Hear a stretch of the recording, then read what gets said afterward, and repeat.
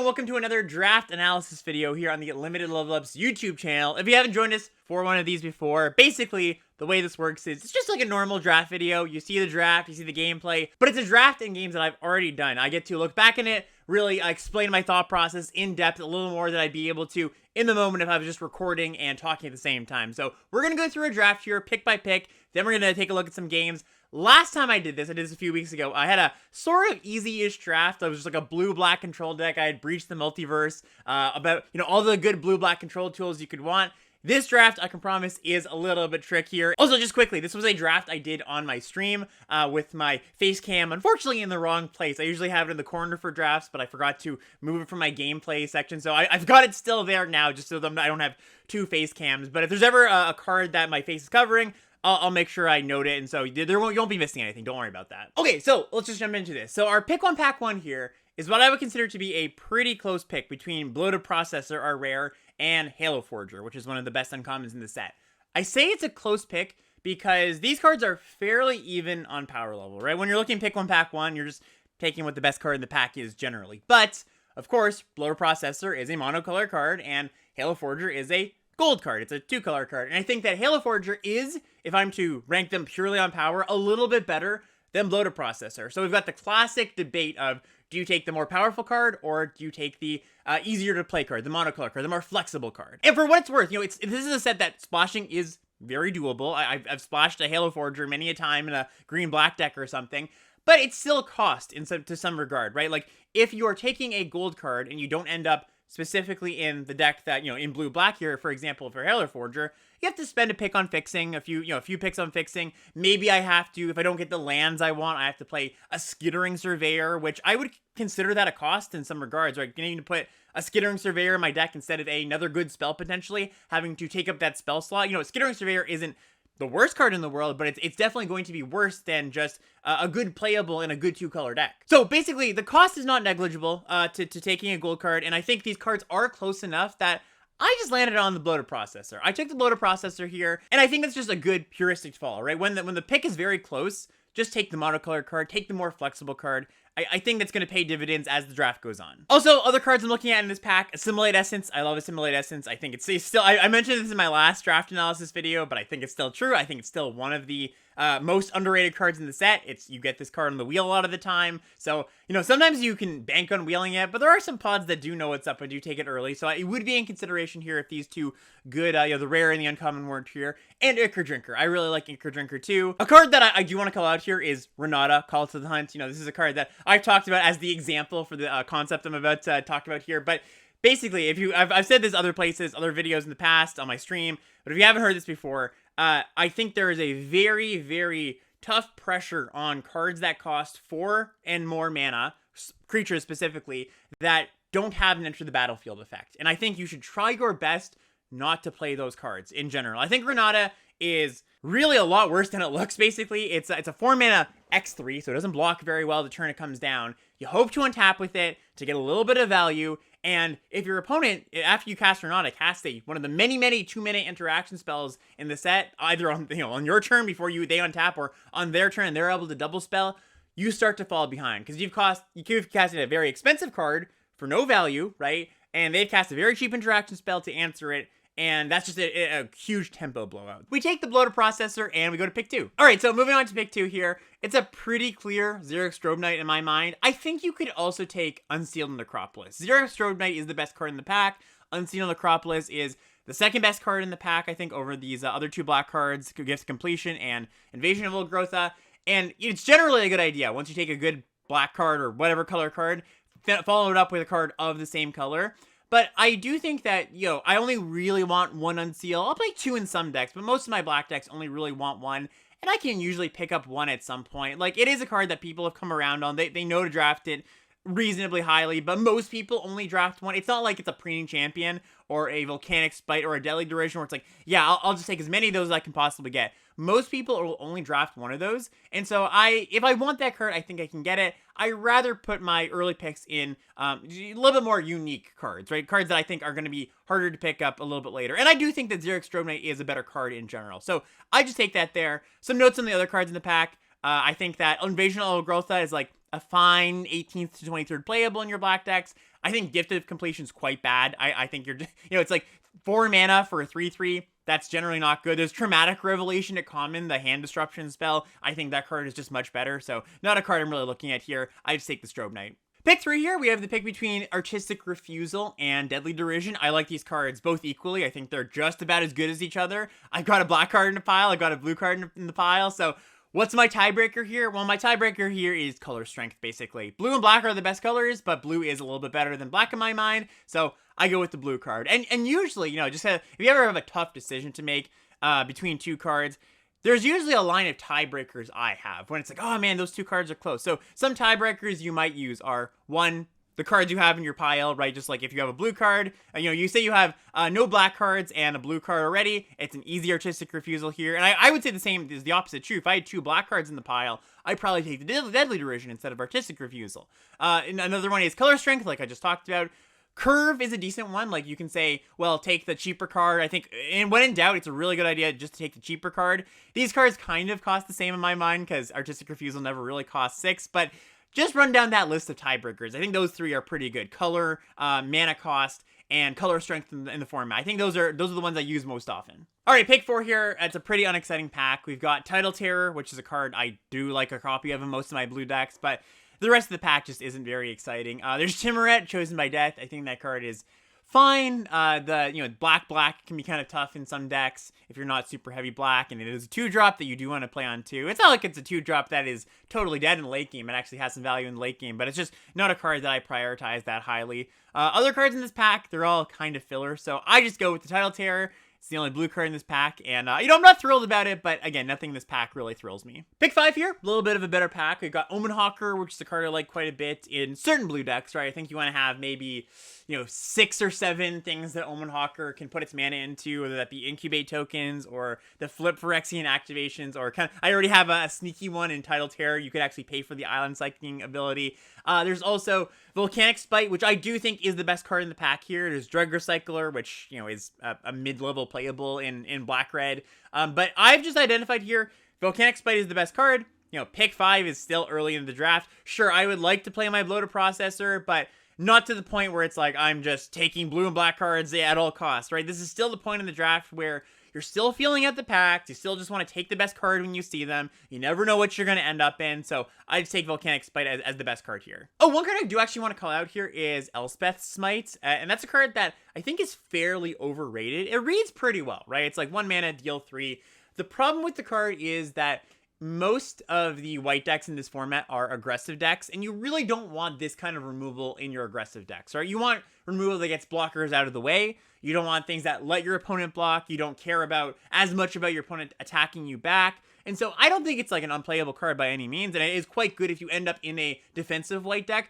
I just think it's it looks very appealing, but it's not quite the kind of removal spell that most of the white decks in this format want. Same with Cut Short. Cut Short is kind of the same thing. You don't want to deal with the tapped creatures unless you have like a bunch of Bola Slingers. That's actually kind of an acceptable way to play Cut Short in an aggressive deck. You got a bunch of Bola Slingers, you go attack, tap your thing down, they naturally tap. Because the thing is, if you're an aggressive deck, your opponent's creatures aren't naturally going to tap themselves because they're going to need to block, right? So just a small note on the white removal. We take the Volcanic Spite, though, in this pick, and we move on. Pick 6 here, we get to another kind of junky pack. Nothing here I'm that excited about. Completed Huntmaster is probably the card I'm most excited about, and I think I do end up just taking that. It's a fine card in most decks. It gets better in something like a red-black deck where you have a bunch of fodder, but even your blue-black decks, or most black decks, I should just say, have foddery things running around. They have Ichor Drinkers, they have Nezumi Informants, so it's not like it's that hard to find a good use for this card. It's just like, it is a card that isn't so great on curve. It's more of a card that you want to be playing a long game so you can get value out of it turn after turn after turn. If you're just making 1 token off of this, sacking a 1/1, it's not really going to pull its weight. Other card in this pack that I think maybe might catch people's eye is Nezumi Freewheeler. I never want this card in my deck. Like it's just like Renata, where it's a 4-mana card that doesn't block well, doesn't really have an enter the battlefield effect. I mean, I know it technically does, but it doesn't generate value or anything like that. Gets gotten by all the cheap interaction spells. And by the way, I'm not saying these cards are like never absolutely you should never play them. I just think that they're a little bit overplayed, quite a bit overplayed, I would say, and I am trying not to play them. If they make it into your deck, I'm not like, oh man, you did something really wrong, But if they make it into your deck as like your 15th card instead of your 22nd or 23rd card, then maybe you're approaching the card wrong, or maybe something happened in the draft kind of funky. So again, just not really interested in that kind of card. It has too many problems in the format. Moving on to pick 7 here, and one thing I'm definitely noting in this pack, but also just the previous packs, is there really hasn't been that many black cards. You know, we first picked up Bloated Processor, we kind of picked up the Huntmaster in a weak pack, but this pack is devoid of black cards. And I would say about pick 6 or 7 is really where you want to take account of, you know, the cards that are missing, because earlier on, pick 3, 4, you know, there could have only been one black card in the pack and somebody took it, right? That can definitely happen. But as you move on, it's increasingly more likely that what you're seeing or not seeing is actually more representative of what's actually going on here. So that's something that's definitely coming to mind here. The cards in this pack that I'm looking at, not that many. Ral's Reinforcements is one of the more important cards for blue-red, so that's definitely what I'm keeping an eye on.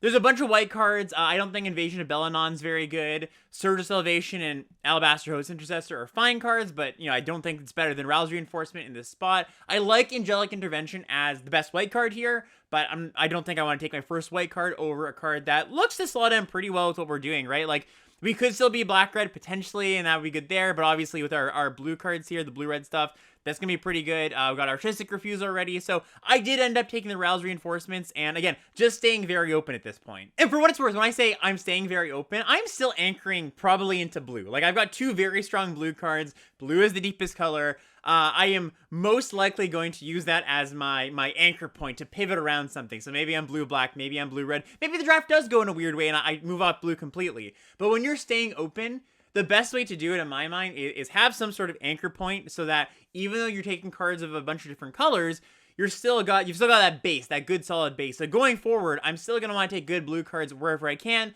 to build that solid base, and then whatever comes to me after that, that'll be my secondary color. Moving on to pick 8 here, and I'm definitely noticing that I'm probably in a pod of other players that know what they're doing, know what's up, right? I'm not in, you know, my last draft video, I posted that pod where I just, you know, pick 8, I was getting great cards, pick 9 came around, the wheel came around, I was still getting good cards. This seems to be like a pod that I'm gonna have to fight for the good cards. I'm not always gonna just have my way with whatever color combination I want, right? So as that, if I recognize I'm in that pod, I do have to really think here. Like, sometimes if I'm in a pod or I'm like, okay, you know, whatever I take, it doesn't really matter. I'll get good blue cards later.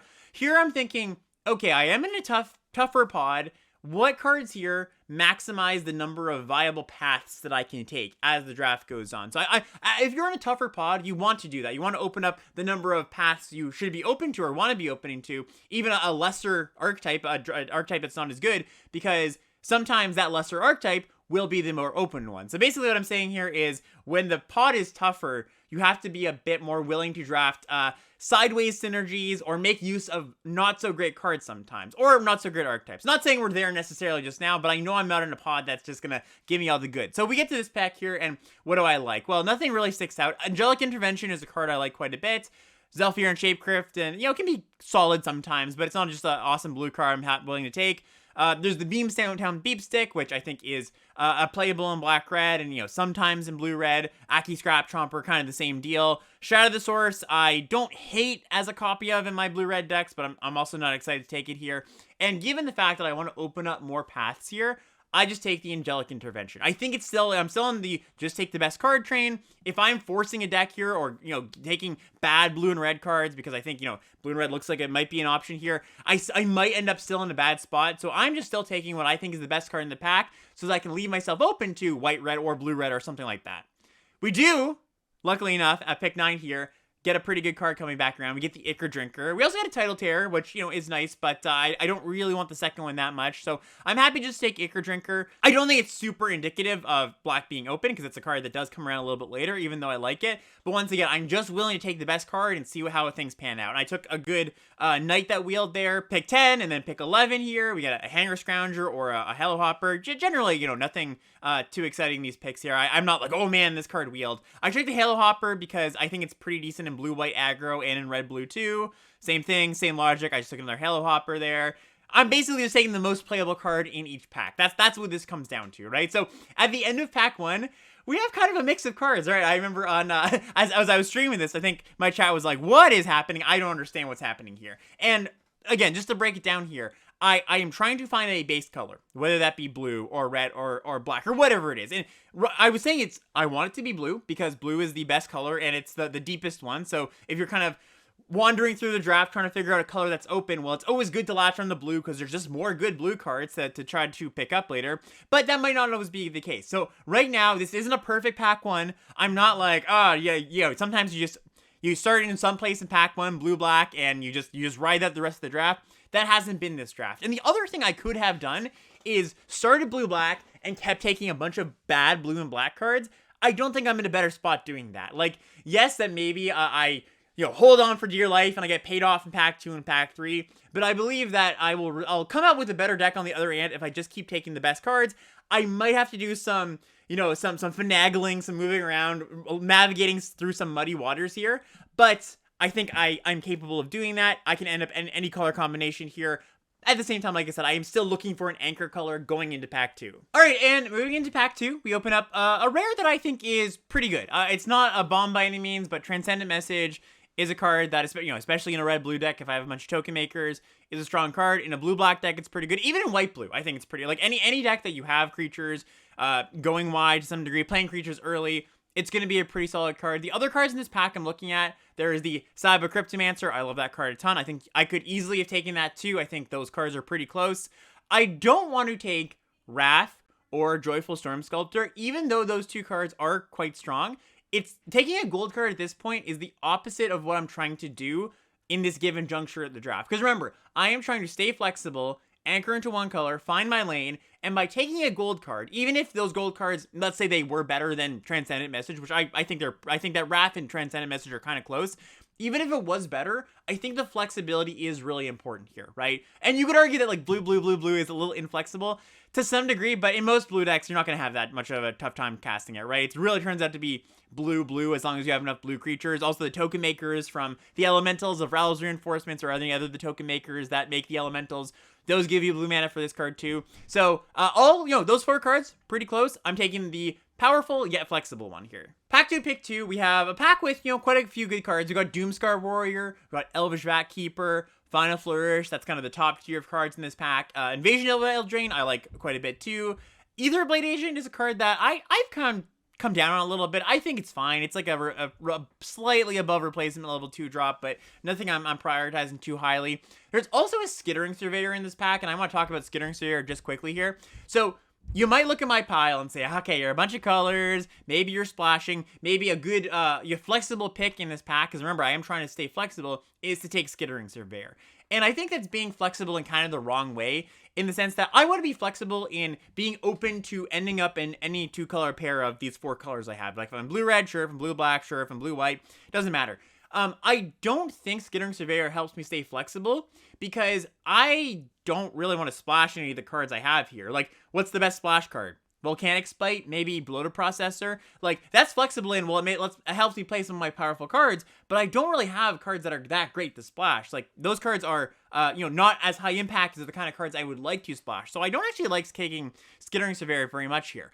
The Doomscar Warrior getting past me, I see that as a really good sign, actually, and kind of reinforces my position of being anything but green. Because when you get past a bomb to you in pack 2 of a color that you weren't picking up in pack 1, that is a good sign. That is a sign that you have read the signals that whatever colors of cards you've taken are open. Because remember, the packs go left, right, left. So the person next to you is passing green, which means that's going to go to the next person. So the person you passed to in pack 1, you didn't see any green, and of course they're going to see even less green. So that means they're going to pass on green cards, and that is likely that the person that passed to me in pack 1 is in green, or at least the person beside them is in green, right? So this not only reinforces that I'm in the right place, but by passing on this Doomscar Warrior, I pass the card to the person next to me that probably cut me off of green. That reinforces to them that they're in the right place. And that means that I'm more likely to get blue, black, red, or white cards in pack 3, right? So I actually see getting past these green cards as a good sign for me, and I'm not tempted to take them. At least, if they were the only good cards in the pack, I might just take them. I'm not going to be like, oh, pass this along, reinforce the person, because, I could still end up in green, whatever. I'm not going to take a bad card. But given the option of another good card in this pack, like Final Flourish, that is in my colors right now, or one of the potential colors, I'm just going to take that instead. And that's what I ended up taking. I think that's a better card than Invasion of Eldraine by you know, I would say a fair amount. Like I said, I like the Invasion, but not as much as Final Flourish, so I just take that here. Moving on to pick 3, we get Inafar's Dispersal, and that's just an awesome card. I'm just going to take that. That's, in my mind, the second best common in the set, right below Premium Champion. There's an Errant Injada, which is a solid card. There's a few good red cards in Invasion of Mercadia and Fearless Scald, but Dispersal is the best card, so I'm just going to take that. Pack 2, pick 4 here, we get to kind of a fork in the road decision I have to make. So we've got Brutaclad Engineer. We got that passed with pick 4, which, you know, it's a good card. It's not like one of the best bombs in the set, but it's a B+, A- level card in my mind. Maybe closer to a B+. And that is definitely incentive for me to be blue-red. And there's also an Assimilate Essence in the pack, which I don't think is that much worse than Brutaclad. That's how much I like Assimilate Essence. And it is more flexible, because it allows me to, especially after I have a bunch of good black cards here, I could easily be blue-black at this point.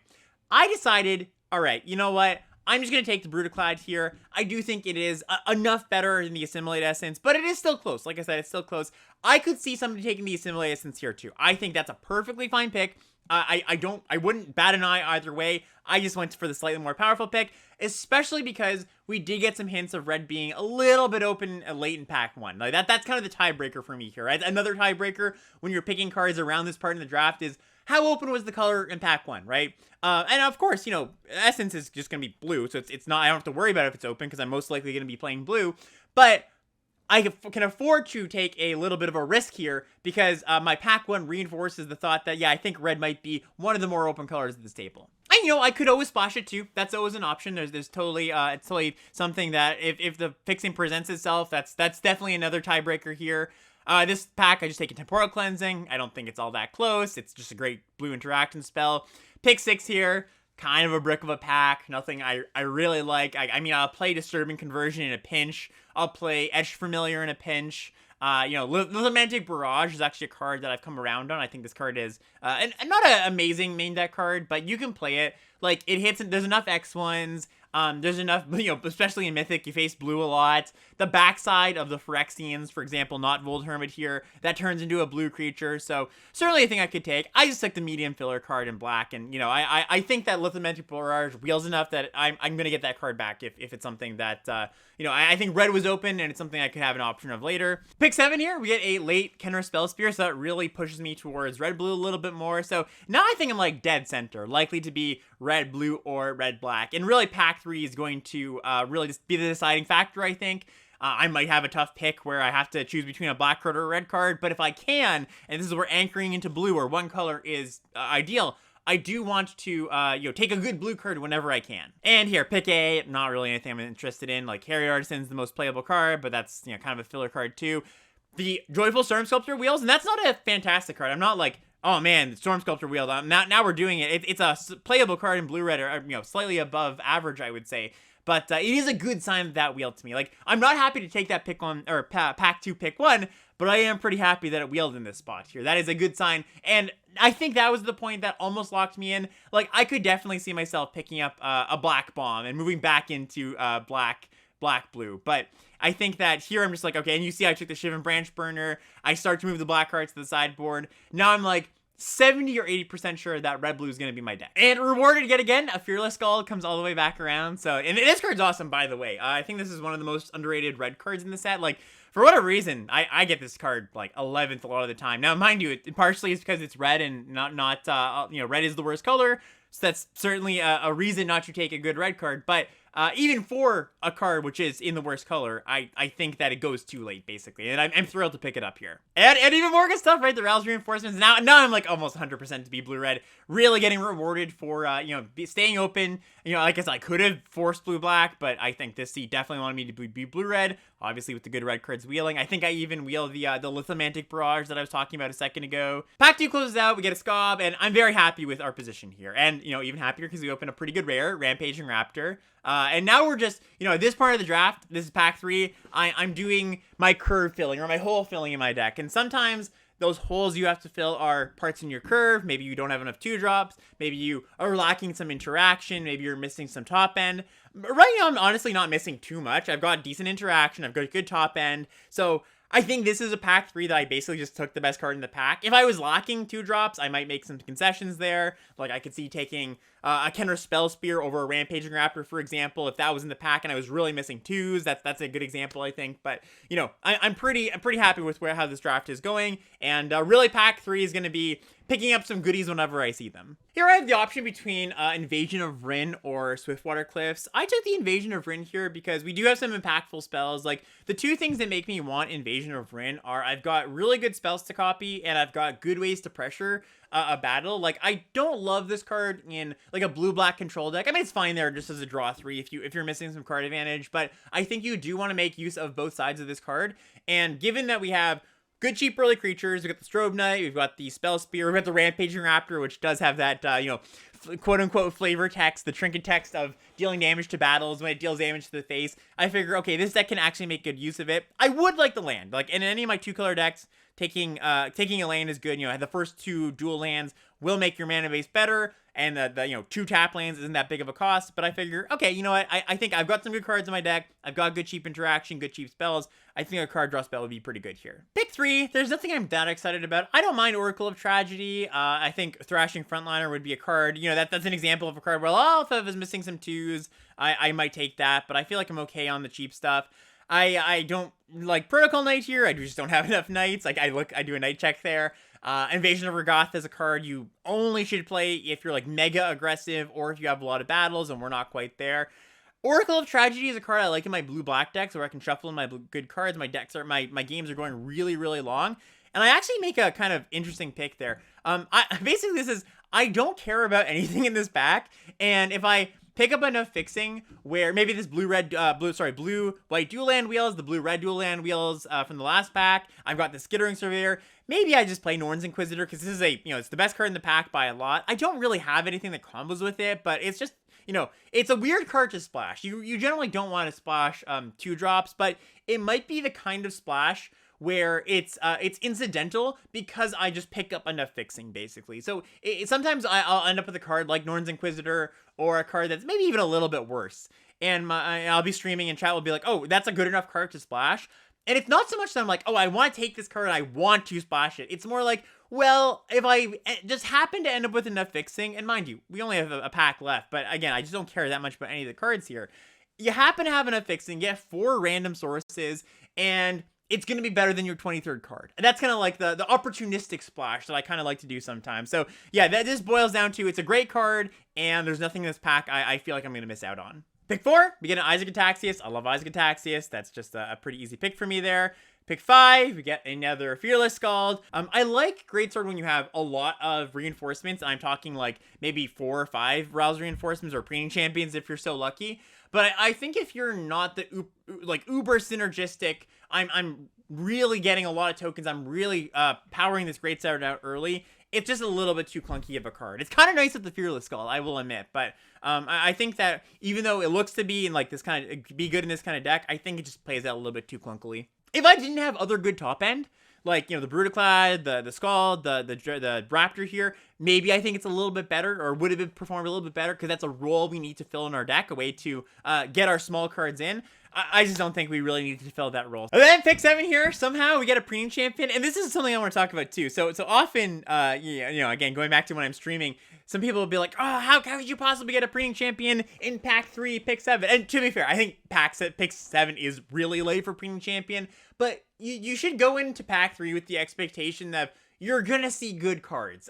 More good cards than you will see in pack 1. Because in pack 1, people aren't restricted of what they can take. They just take the best cards, right? But in pack 3, you can't just take the best card, right? You're locked into your colors at some point. And this will especially happen with gold cards a lot of the time. And so, well, yes, this is a little bit late, but let's say the Preening Champion was pick 5, okay? And somebody opened a pack with Preening Champion and the Seed Shark, right? The awesome 2/4 rare that incubates when you cast an on-creature spell. They take the Seed Shark there. The next person gets that pack. They're not in blue, right? The next 3 people aren't in blue. And then you get a Preening Champion, right? It's not going to be wild to happen. So you should expect, and this is how, you get paid out for reading the signals in some respects, right? You should expect to see good cards in pack 3 more often than you do in pack 1, right? It's not like, I actually had somebody say like, oh, do you think this is a best of 1 draft, by the way. They said, oh, do you think this is a thing that only happens in best of 1 because people misevaluate cards a little more often in best of 1 because it's a bigger player pool. In best of 3, you have better drafters. This doesn't happen as often. I've done a lot of best of 3 drafts in my life. For most of my drafting career, I played best of 3. I can promise you this still happens in best of 3 a lot of the time, even though it's going to be a little less likely because, once again, people just can't play all the cards that they see, all the good cards they see in pack 3. Sometimes you just have to pass them. Anyways, we take the champion. Very happy. There's also a mechanics spike for what it's worth. That's more backing up that our thought that red is open in this pod. And even more, we got a Lannery Storm pick 8, which is fantastic. Love that. And really, I'm just thrilled with my deck now. That's just really, really in a good spot. And the rest of the picks of the draft weren't all that exciting. I ended up picking up an Oracle of Tragedy at the end there. And here's the final deck. I mean, it's pretty straightforward. I think that I'm just playing my 23 best cards here, basically. There's nothing too fancy, no weird synergy considerations. I did end up playing the Lithomantic Barrage here.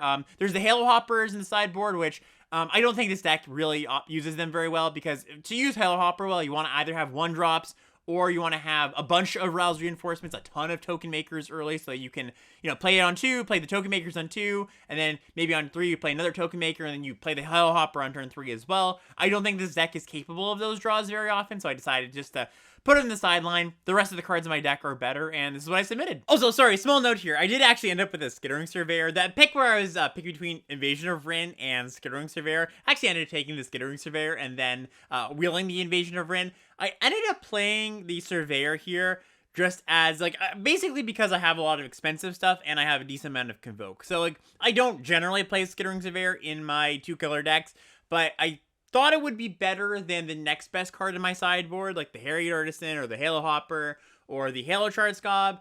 And it does fill some meaningful roles in this deck, right? It allows us to hit our land drops, it allows us to Convoke and stuff. So just to clear up any confusion there. Also, sorry, small note here. I did actually end up with a Skittering Surveyor. That pick where I was picking between Invasion of Rin and Skittering Surveyor, I actually ended up taking the Skittering Surveyor and then wheeling the Invasion of Rin. I ended up playing the Surveyor here just as, basically because I have a lot of expensive stuff and I have a decent amount of Convoke. So, I don't generally play Skittering Surveyor in my 2-color decks, but I thought it would be better than the next best card in my sideboard, like the Harriet Artisan or the Halo Hopper or the Halo Chart Scob.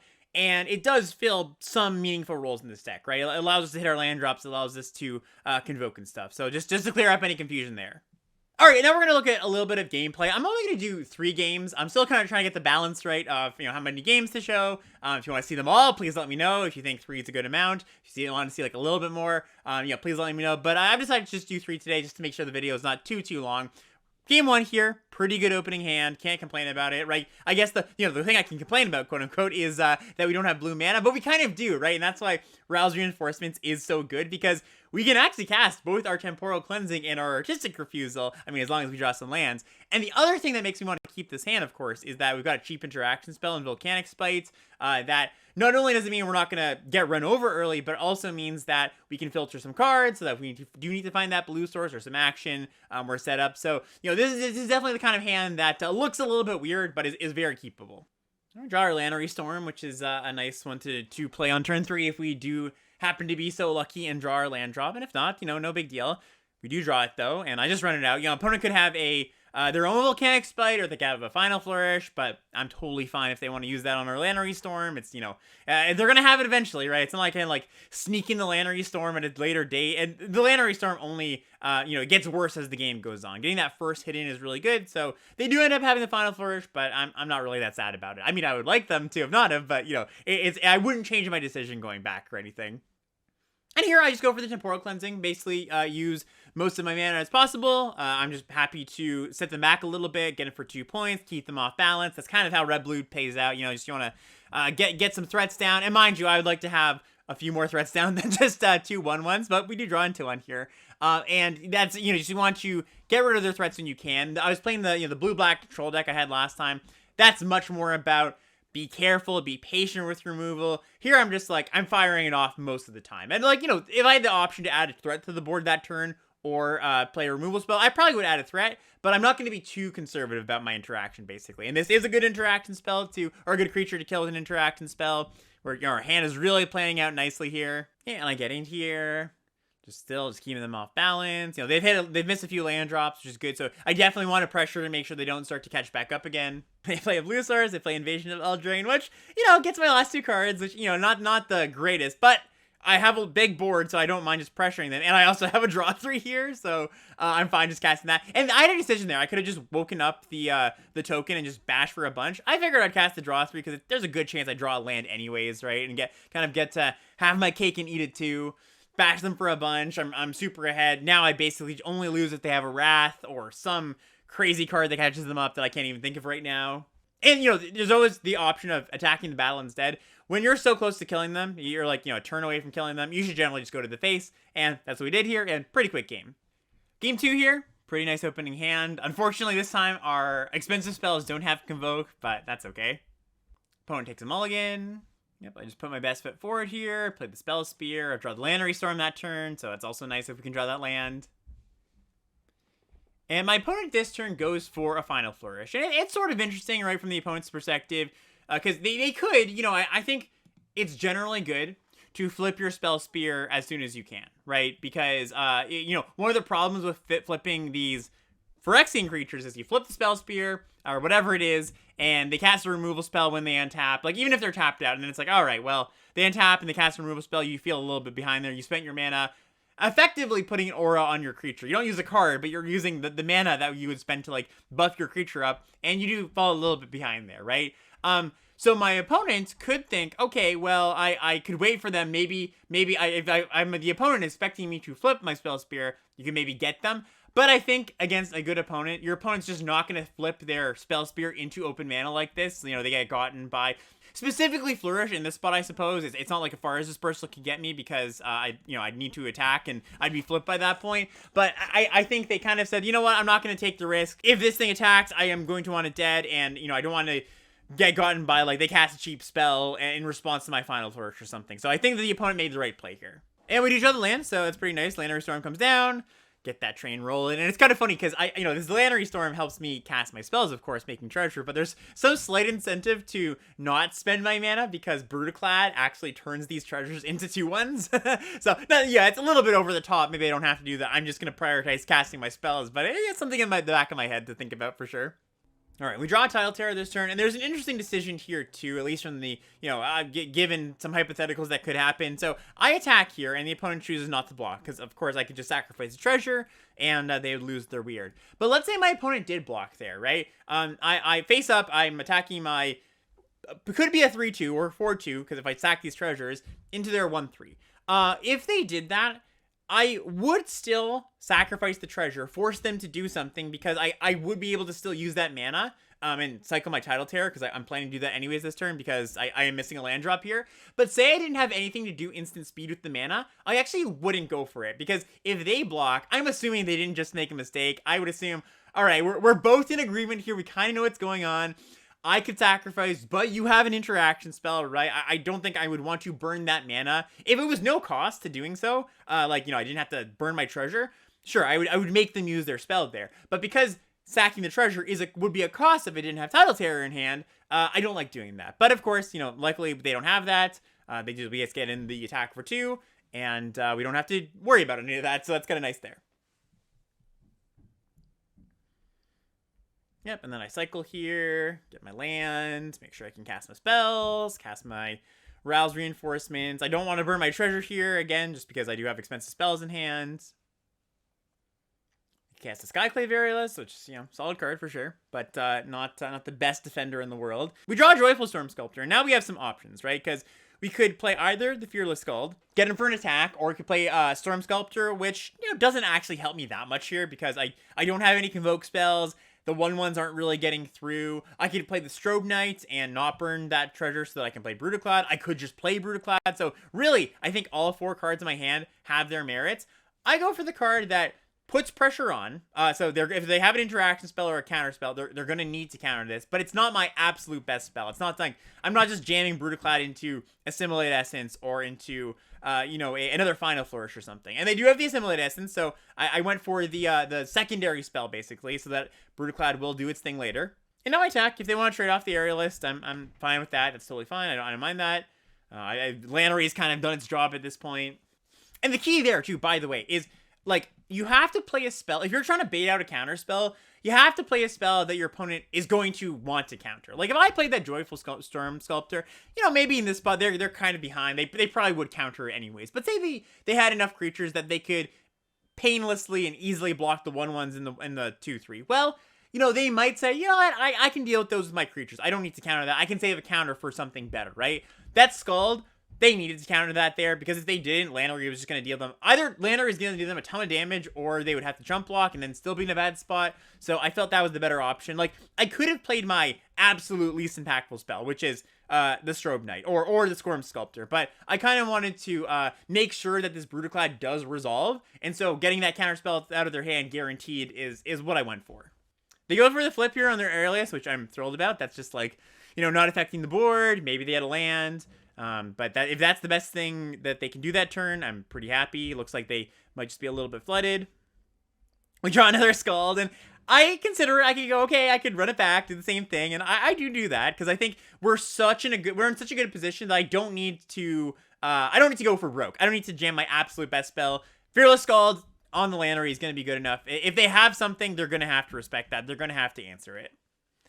Because, here's the thing, like, as the, aggressive deck in this matchup, you want to not walk into your opponent's answers. You want to make their life hard for them, right? So if you suspect they have X, Y, Z, you want to play the card that kind of plays around that, right? So I basically think if I can just get to a point where this Brutaclad, they've used all their interaction, they've used their removal and their counter spells, this Brutaclad is just going to take over.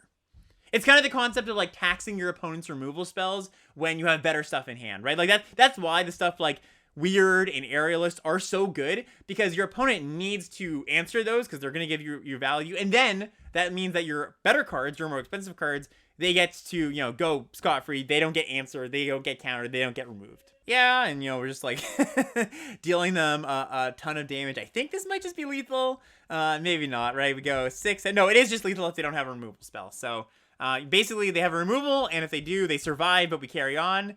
And yeah, that's totally fine. And I'm in a great spot still. And if their last card in hand was like a Wrath or something, that doesn't really matter, because they'd just be dead. And opponent rips a Dramatic Revelation. Not going to be good enough, and we take the game. All right, in our last game here, this is a bit of less good hand than we had before, but I do think it's keepable, especially with Afara's Dispersal. Like Afara's Dispersal, or just any card in your opening hand that something like Volcanic Spite, like I mentioned, can help you filter through your cards, or Afara's Dispersal, which lets you surveil, really, really pushes me to keep opening hands like this. Like, I can't cast the Brutaclad or the Rampaging Raptor, and unfortunately, I've drawn red card after red card, but I just think that so much of the time you can keep your hands, and that's why, part of why Afara's Dispersal is so good, it lets you keep more hands, right? So I figured just the Dispersal, we're not getting off to the fastest start, but we're also not like an aggro deck that needs to play a 2-on-2. I would like to, but we're not like, oh, you didn't cast your 2-drop on 2? You're just going to fall behind. Like, I think something like red-white aggro kind of needs to do that, or else they are going to fall behind. All right, we get in. Yeah, great. I get a little bit unlucky. We've drawn red card, red card, red card, red card. We have a lot of blue cards and a lot of mountains in the deck, but that's okay.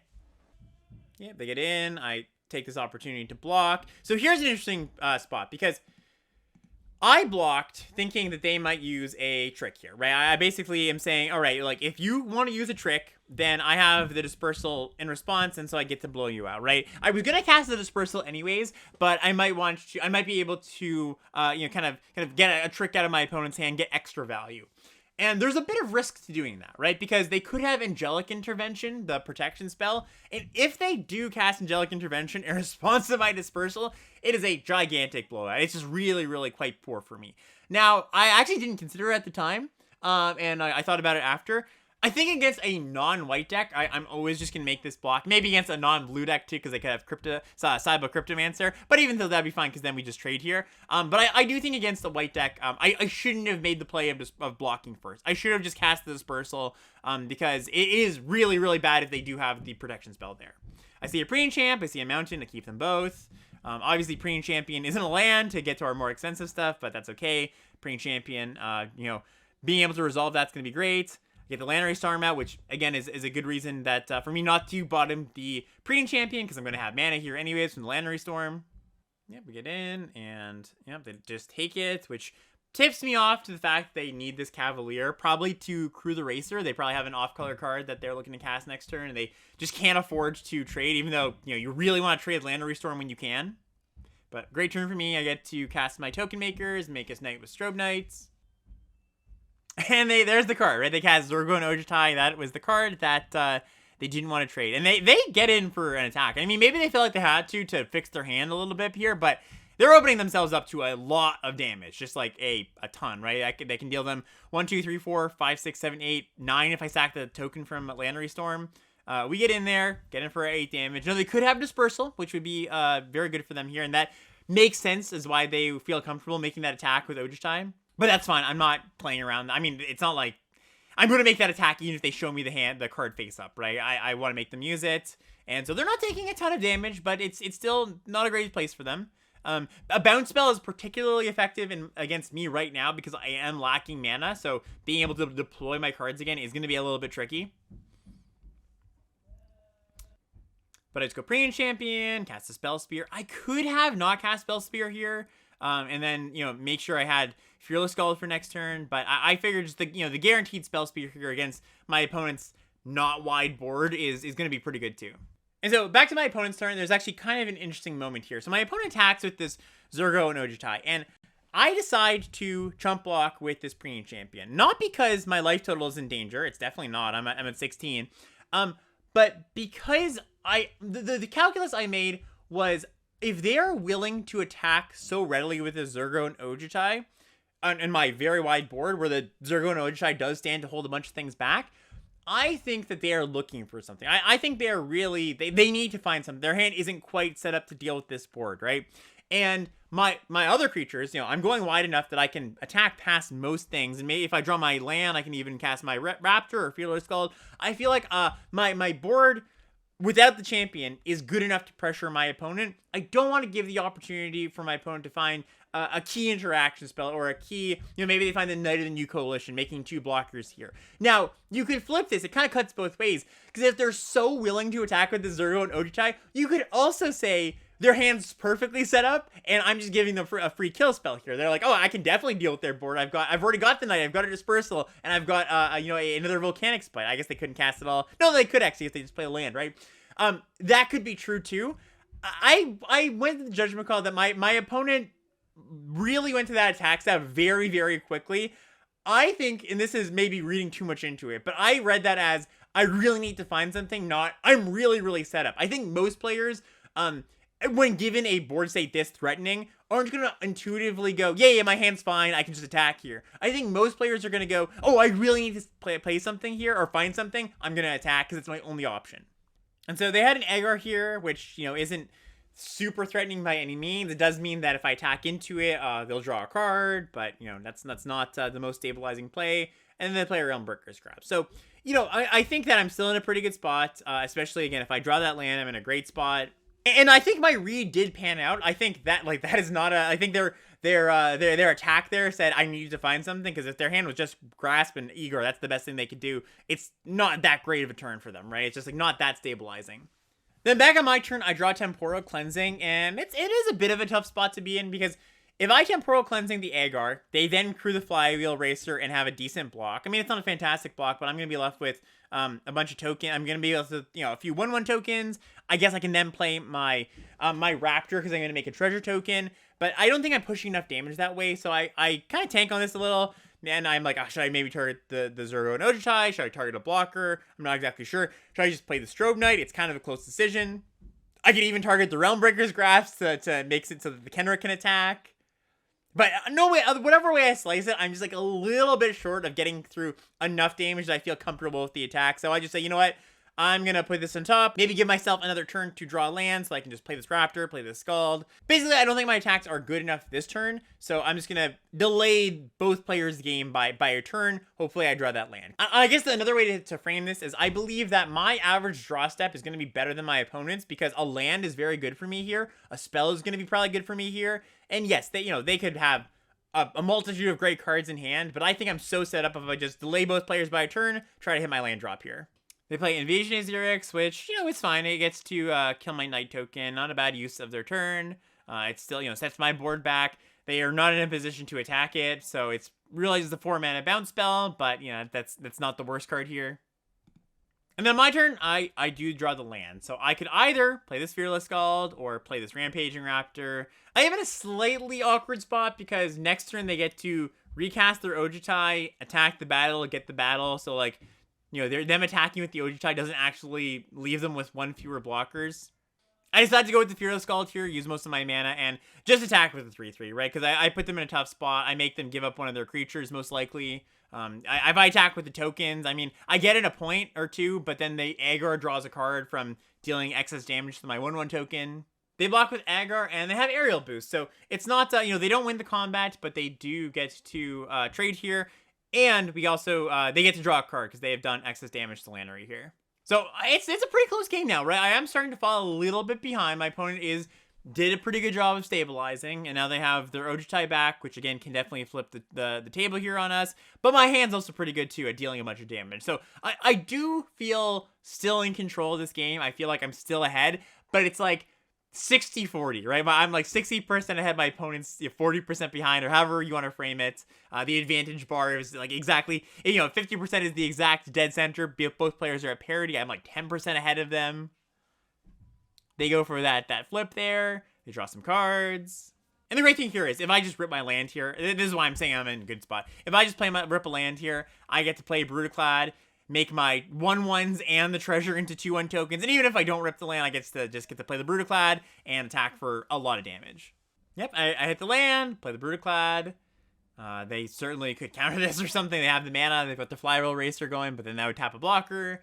And yeah, this is about the turning point in the game where we do just start to take over. And, it was all about the early pressure, but also the mid-game pressure, right? Like, making sure I could sneak in the right amount of damage, making sure I wasn't trading off too readily with my creatures. Like, there's definitely some temptation in the mid-game here to just go attack, attack, attack. There's that turn I could have attacked my tokens into the Agar, but I basically just felt like I didn't need to keep attacking. And often you'll find in your aggressive decks, or if you're playing, again, you're the aggro in the matchup, that it does help sometimes, especially if you have some stuff in your hand that can help you attack better or push damage better. Just take a turn to not attack. There's definitely some temptation to be like, oh, if I don't attack, they're going to draw into more stuff.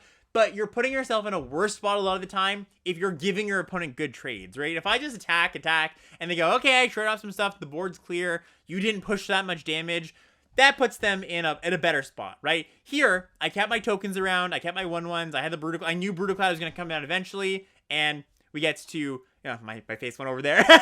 We get to a spot where we do get to push a lot more damage than we would have if we just traded off the 1/1s. And that's basically the game. They went in for one more hit with Zurgo and Ojutai, but that was lethal. So thanks so much for joining me again. Once again, this is only my second time doing one of these draft analysis videos. So if there's anything you want me to see, anything you want me to change slightly, let me know. And thanks for watching, everybody.